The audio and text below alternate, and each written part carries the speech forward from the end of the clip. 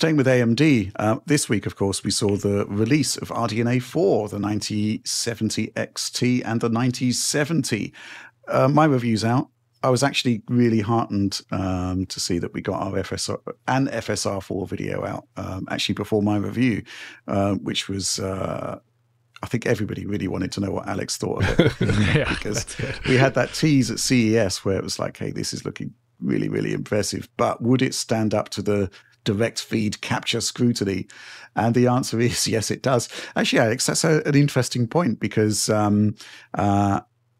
obviously a lot of the time when you do your deep dives into image reconstruction techniques, people are kind of criticizing you for this sort of zoom in approach and not being able to actually see the differences in real life, when at CES you actually were looking at it in a real life scenario. Yeah, and it's not like I was doing it in post or something. It was just obvious to like the most casual observer. And I think a lot of people, like the top rated comment on the video is like, gosh, like something like FSR4 destroys FSR3 or something like that. I think that's like the top rated comment, something along those lines. And it's enough that just like an average audience person can upvote something that says something that is so obvious to their eyes, right?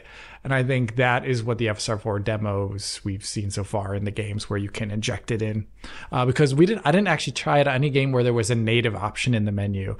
The way it's done is you go into what I was about to call it Catalyst Control Center. That's old. I'm old. You go into the AMD driver options, and there under the gaming section, you can turn off a variety of things, including AF, MF2 and things like that. And there's an FSR4 option there. And then when you get into game, you have to do it before you get into game. And then it says like active in game in the top right corner of the screen. It's not exactly super intuitive, but it's not too far away from what NVIDIA is doing with their injection. Okay, so let's focus on the 9070 and the 9070 XT. The reviews out there have been quite illuminating in that so many people are getting so many different results with these cards, and it kind of highlights to me, although we do it now because we've got the technology to do it very, very easily, the concept of aggregated benchmark results. It all seems to be varying quite dramatically based on what you're actually testing. And I guess that's what happens when you introduce an entirely different architecture. But I'm curious what you think of these two cards, Alex, because we'll talk about the whole market situation and MSRPs and cost. But fundamentally, these cards are cheaper and more numerous than NVIDIA, although some people beg to differ. It's just that the market's just a total mess at the moment. But I'm curious about your thoughts about the actual hardware specifically. Well, let's be fair here. We've given AMD a tough time over the years for two things. FSR not being particularly great. They've made big strides there. It's excellent. RT performance, though, that's always where they've kind of been like almost a generation behind NVIDIA. But this time, it seems pretty good. Yeah, I would say that is one of the key differences this time around that impresses me. We already talked about FSR4. I don't need to say too much more about that. But looking at a lot of your benchmarks. So in the past with RDNA 3, there were benchmarks like Metro, and I would also say things like Avatar. Games that they really pushed RT hard, but with the consoles in mind. Like they really made sure that they were taking like the proper shortcuts that didn't too much so influence like image quality. Like I'll always go back to Far Cry 6 where I thought like they took too many shortcuts with the RT, or something like Resident Evil. All of those games that used Capcom's ray tracing there, where a lot of the shortcuts were visible. But with a game like Metro, as well as with Avatar, a lot of the shortcuts are less visible constantly, and they really, like they're using like DirectX version 1.1, which is kind of the thing that came around when RDNA 2 came around to more fit that hardware's paradigm. And they scale and look really, really great. And this time around, RDNA 4 and those titles, like Star Wars Outlaws, Metro, F1 2024, you saw some really incredible results that were really putting the fight to NVIDIA. And these are games where it's not like there's a lack of RT. That's why it's more similar. It's more like well implemented, really well optimized RT. And that's where they seem to fare best. In games where like DX 1.0, DXR 1.0 is in use. And or I would say like some of the shading is a bit more complex. Like there's possibly less simplifications to shading and how many triangles are being traced.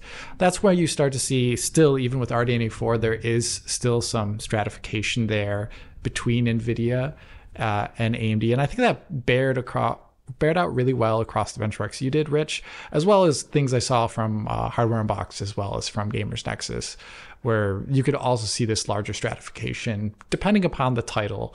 But the overall average results, I think, painted a really good picture for AMD, and one that at least, sticking to ray tracing at the moment, where I would say, most particularly, obviously with the 7900 XTX before, you could get a pretty good ray tracing experience in a lot of games, but now I would see even more so based upon the amount of money you're giving out for the product. Especially if it is 600 MSRP, then that is some pretty solid, great ray tracing performance. They said 4K, 1440p price, 4K performance, but especially if you're at a 1440p display, and especially if you can use FSR4, then you're going to get a really good looking experience in a lot of games. And I think that's what it is. It crosses the threshold finally for me of like getting a good visual experience, because I think before, if you were using FSR2, you had to like just always like pocket some of that change and say like, oh yeah, okay, so I can turn on ray tracing, but the image quality isn't always great. And now it's like I get really great image quality, better than NVIDIA in a number of ways, and I can also turn on RT and it looks good. And I think that's a new mountain that has been climbed by AMD here, where it doesn't look like you're giving up all these things to have a cheaper card, right? And that's really important. It was to the point with FSR2 and FSR3 that you were hoping that there was an XeSS implementation in there as well, because the software XeSS was just better than both of them. And, it's kind of, there was always the sort of bizarre irony to the fact that actually, older AMD cards do have a machine learning upscaler. The fact is, though, it's made by Intel. Which isn't ideal, really, but, it is what it is. I'm curious what you think about these cards, Oliver. I think it's fantastic, like Alex said, that we finally have a kind of mostly compromise-free set of GPUs from AMD, in particular GPUs that are really competitive in terms of price and performance, and that have, obviously, FSR4, which we've discussed before, and is just a tremendous upscaler. I think relative even to expectations, even after seeing that demo, I did not expect it to be as refined as it ended up being in Alex's video there. But for the PC market at the moment, I'm not totally sure what it means, because a lot depends on the actual price that you pay at the retailer. There are a lot of 9070 series cards available, but it does seem like MSRPs are still a bit up and down, like Alex is gesturing here, because it does seem like, basically from what I've seen at least, that maybe retailers were stocking up on cards but paying a price that is similar to MSRP or even a little bit above the final MSRP of the cards, and then AMD is maybe providing some kind of rebate program or something like that to retailers to clear that inventory of cards, or at least some amount of an inventory of cards at MSRP, at the new MSRP, which apparently was a little bit lower than perhaps they were initially planning. And now that initial allocation is sold out in some cases, and the prices are going up. And then, of course, in the United States, you have these crazy tariffs and all that stuff. So that's all playing into this potentially, and making the price situation a little bit less reliable than those MSRP numbers are indicating. Like, I think the typical price now for a 5070 Ti is something like $900. Typical price for a 9070 class card might be $100 or so above MSRP at the moment. So that situation needs to settle into something predictable, at least, before you can make any really confident recommendations. But I'm super happy for what it means for PC. I'm super happy for what it means for consoles, especially if, like, Microsoft announces next generation Xbox perhaps for next year or some nearby period, right? Because that will probably be RDNA 4 based, I would have to assume, based on the timing there. And this seems like a really good console architecture. You have the RT performance that we saw from PS5 Pro, basically a similar set of accelerations there that produces much better ray tracing performance, at least in titles that use more limited ray tracing in particular. That certainly is a very positive sign. FSR4, fantastic, obviously. I can not stop saying how good it is. I watched Alex's video multiple times just to peek at the analysis that he had there, and I really, really enjoyed that. So yeah, I think it's great for that. I think it's also potentially great for handhelds. I'm excited for that at some point in the future, perhaps some point in the distant future. But if FSR4 can scale to low resolutions, low power handhelds, that's really exciting too. So I think it's just a great architecture. It's like an architecture that I'd be really comfortable with my own personal gaming PC. I think it's doing some really, really nice things in games. FSR4 rocks. I'm just super happy with the launch across the board in a way that I didn't expect to be, frankly.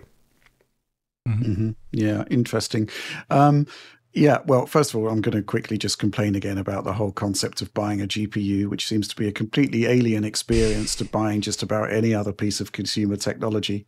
It's like, the whole situation has just got completely out of hand to the point where, why are we considering paying an extra $200 for a better cooling solution? The concept is just completely nuts. It does not make sense. It does not sort of bear any sort of comparison to any other piece of technology out there. I think there's obviously a market for people that want to have, a different looking piece of equipment in their PC for whatever reason. It might be, they want to have RGB lights. It might be that they want to have like triple fans, all of this sort of stuff. But fundamentally, the core product that should be available at MSRP should be pretty decent, right? Which is kind of summed up by the Founders Edition cards that NVIDIA puts out. I think that we need to move to a model where the vendors take control, where cards are actually sold at the prices they say they're going to be sold for. And then maybe, a couple of weeks down the line, the partner models come in. And, that's the point where people can maybe sort of start to consider, right, okay, I do want all of these entirely unnecessary, for the most part, additions to the GPU, and I don't mind paying a premium for it. It's just bizarre. I'll say it again. Where is the Asus Mac Mini with, that isn't mini anymore because it's got a gigantic cooler on it? It just doesn't exist. It's just utterly bizarre that, where is the Asus 9800X3D that's, it doesn't exist. Where is the MSI DDR5 with, gigantic coolers on that aren't really needed? It's just utterly bizarre. And you're paying like hundreds of dollars for the privilege. It's just really, really weird. Something's just completely broken there. In terms of the cards themselves, I think they're going to do great because, a lot of the two key issues that we had with AMD, specifically the upscaling and the ray tracing, that they are now much more competitive, if not better. The concept of having a card that's notionally the same price between AMD and NVIDIA, and AMD is producing better ray tracing performance. This should be lighting up sort of red alert alarms over NVIDIA. This is not really acceptable. This is their heartland that AMD has sort of struck into here. And it's potentially great for competition. Now, the thing is, though, obviously there is still work to do, right? Because NVIDIA has this gigantic mind share in the graphics market to the point where it is the default purchase. Now there is also the concept of the fear of missing out, the FOMO, because it's still the case that NVIDIA cards do more than AMD cards. The concept of AAA path tracing games, I thought was basically impossible until we saw that Cyberpunk RT Overdrive thing. And yet there it is. And now we're seeing more of these games. And it's quite remarkable to see. Ray reconstruction, obviously one of the key issues with you've kind of got to have a great upscaler package to make ray tracing palpably work from a performance perspective. But ray reconstruction basically solves the issue that if you upscale ray tracing from a lower resolution, you still get lower resolution ray tracing effects in your upscaled image. Ray reconstruction solves that. You can kind of see from the Toy Shop demo that AMD is pursuing the same lines of investigation, but the quality results weren't so good. So, you've got this situation now where AMD is catching up. They're making key additions to the architecture to improve things to make themselves more competitive. I'd say that on the software side, at least, NVIDIA isn't being complacent. They're still adding all of those features. You're still able to get experiences on an NVIDIA card you can't on an AMD. I'll say on the software side, because the Blackwell situation in terms of the products culminating in the 5070, which is a misfire. There does, this is beginning to look a bit like complacency. I don't know what you think, Alex. Yeah, I'd say at least in terms of the product stack arrangement, reveals a level of complacency. Software, not at all. They're incredibly aggressive, where that was the most overwhelming part of the CES presentations was just the amount of software advancement, which Oliver and I saw in so many demos. So I wouldn't ever say it there, but in terms of the hardware side, it's like that, especially right when you get below the 5090, which is the rest of the stack, like everything just starts become like having all these compromises, whether it's in terms of price, whether it's in terms of like what's going on under the hood. I don't want to even talk about the missing ROPs and the exploding power cables and whatnot. Like this is just disastrous stuff. But obviously not at all my experience with the RX 9070 XT so far. And there's one thing to talk about though, is like you also talked about it to me behind the scenes, Rich. You measured in your review power differentials between RX 9070 XT and 5070 Ti, right? And they can be pretty huge. Yeah, they can be pretty large. And, the size of the chip, right, Rich, that's also another thing to consider here. It's a little bit like when ARC launched in that aspect. Yeah, I mean, essentially, you've got the Navi 48 processor is kind of like a similar size to the RTX 5080. And yet they're having to use that same chip to compete against the 5070, which is on another, NVIDIA's got a completely separate, much smaller chip for that.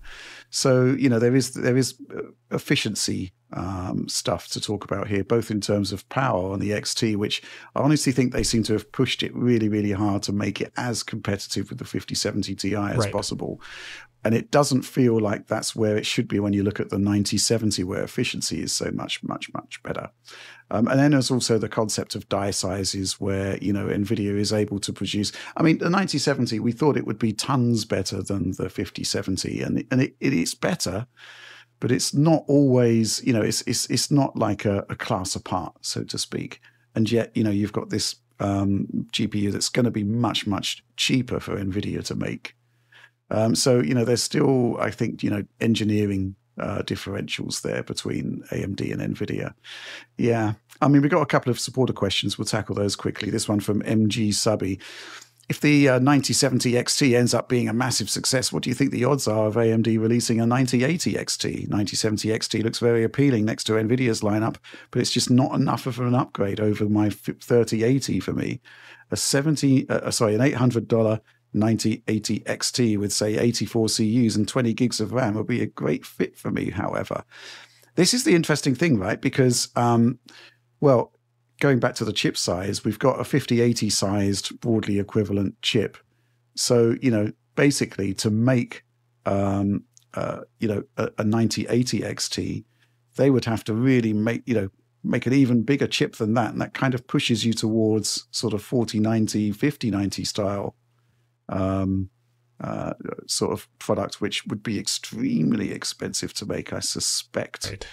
And they've basically said, AMD has said they're not going to be competing at the high end, and they're striking at the mainstream. And certainly in terms of notional price versus performance, they've done a great job. This one from Mr. Pyrotech. Hello, gents. Since new GPUs from AMD are out and reviews dropped just as the embargo lifted, we can all see how they perform in games. However, there were several titles where the performance was not in the quote-unquote expected range, specifically in RT tests. Do you think this will be fixed in upcoming driver updates or maybe in the games themselves? The expected range was kind of where things landed for me, but I think one of the great things about the PC press is that people are really good at benchmarking now and benchmarking different things. And so, you can never really watch one GPU review to get an outlook on whether you should buy it or not, because you've got a diversity of data out there. So I thought it did fit in expected range, but other Curious people about what those didn't, titles but- are. One thing you also have to remember is not every title is made the same and doing the exact same thing with RT. So, like I described earlier, like Avatar, Outlaws, Metro, good-looking RT, but they make like optimizations there that are more benefiting towards RDNA 2, which then helps the AMD a lot, for example, right? Other titles, specifically ones that have been sponsored by NVIDIA or Intel, would not necessarily be doing that at all, because that is not at all what they're targeting. So there could be different scaling there just in general. So I'm curious to what this person's referencing though. But your review also showed it really well, Rich, when you're doing the Dying Light run, that like the beginning part of the run and the end part of the run have different differentials. The average comes out, of course, but like if you looked at 1 second versus another second, you might get a different appreciation. So yeah, that's kind of bizarre, but for sure, yeah.